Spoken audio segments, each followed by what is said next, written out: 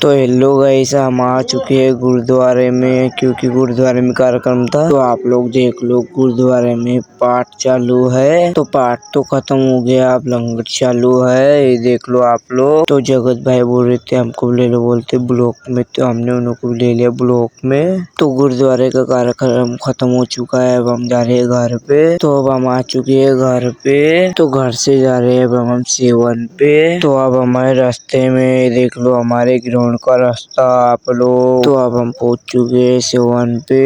तो अब हमारी प्रैक्टिस खत्म हो चुकी है, हम जा रहे हैं घर पे। तो अब हमारे रास्ते में तो बादल भाई बोल रहा था हमको ले ले बोलते ब्लॉक में, तो हमने उनको ले लिया ब्लॉक में। तो बादल भाई बोल रहा था मैं झुकूंगा नहीं साला। मलिंदर भाई बोल रहा था हमको ले ले बोलते ब्लॉक में, तो हमने उनको ले लिया ब्लॉक में। तो अब हम पहुंच चुके हैं घर पे। तो घर से अब हम जा रहे हैं गुरुद्वारा में। तो अब हम पहुंच चुके हैं गुरुद्वारा में। तो मिलते हैं गाइस फिर नेक्स्ट ब्लॉक में। ब्लॉग अच्छा लगा होगा तो लाइक कमेंट शेयर करिए, फॉलो करना ना भूलिए। Bye bye.